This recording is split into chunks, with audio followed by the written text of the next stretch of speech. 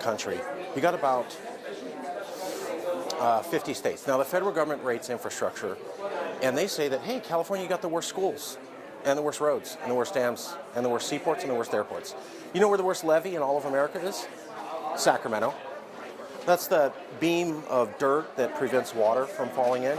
So the Department of Homeland, the most dangerous levee in all of America is right over Sacramento, and if it breaks, it'll have the equivalent amount of loss of life and destruction as Katrina with New Orleans. Federal government's known about that. Guess how much money they've spent to fix it? Zero. Yeah, over 15 years. The most dangerous, most likely to have people die. Now here's the thing, over each of those 15 years, you as a Californian or your parents paying taxes paid $100 billion. Yes, yeah. So if we have $103 extra billion, we don't have bad schools anymore. We don't have bad roads. We don't have bad airports. We can fix the levee. Levee's costing about $1 billion, $1.5 billion. We can easily do that. Wildfire season happened. We had to ask the federal government for $7.3 billion in assistance. Yeah, but we lost $100 billion. So we don't have to ask for handouts. We can take care of ourselves. There doesn't need to be poor schools or bad areas. There doesn't need to be bad roads. We actually have the money. Imagine now, if I'm losing $103 billion and I was allowed to keep it, I wouldn't need to raise taxes on myself, would I? So it would be better for us. You don't get to spend your money on you. So now you got to tax yourself more.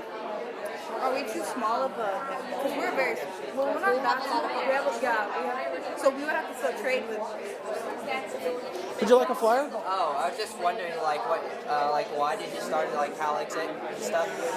I wrote the book in 2014, California's Next Century, that started the whole movement.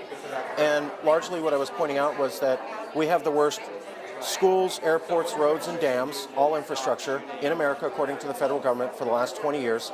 And yet, for the last 30 years, you pay money to help other places already do better than you.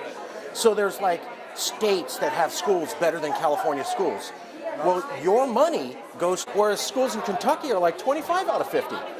So I'm going to take $100 billion and make sure those kids continue to have better education than you, while you get to have the worst schools in all of America. Doesn't have to be that way. You have $103 billion to fix it. You don't get to spend it on yourself. Go ahead and suffer. You've done this for 30 years.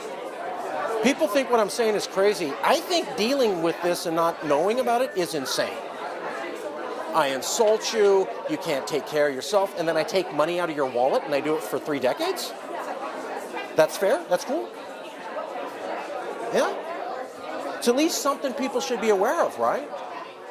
If you go, I love that people who hate me take my money and I can't take care of my own poor schools, then I've got nothing left to say, right?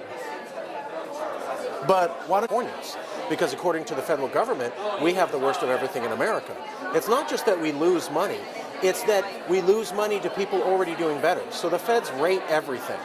We have the worst schools, roads, seaports, airports, and levees. Our ghettos are the worst. So yeah, is there a poor child? We also have some of the best, Sure. richest neighborhoods. Absolutely, and we still have hardcore ghettos. And I would rather take care of a poor child here than a less poor child in another place who doesn't like me for who I am. If taking care of the needy is most important, then the situation now is wrong and we shouldn't be part of it. Because the people here are more in need than the people in America who our money's going to. So going by your logic, you would support secession. Yeah, and then the last question, do you think that Secession Academy has anything to do with secession in California? The reasoning is the same. The law is not at all.